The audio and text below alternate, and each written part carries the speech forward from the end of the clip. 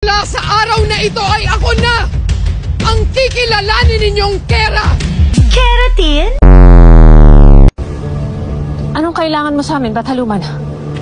Mula ngayong malaya ka na, magagawa na. Takpan nyo inyong mga tenga.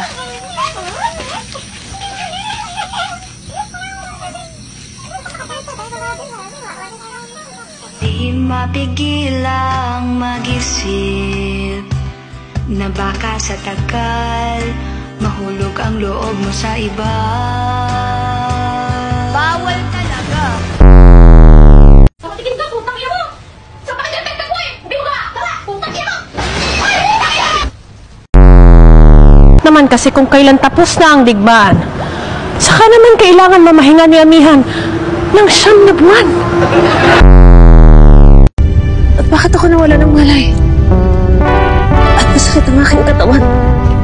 Dahil tinamaan ka ng lakas galing sa brilyante ni Danaya.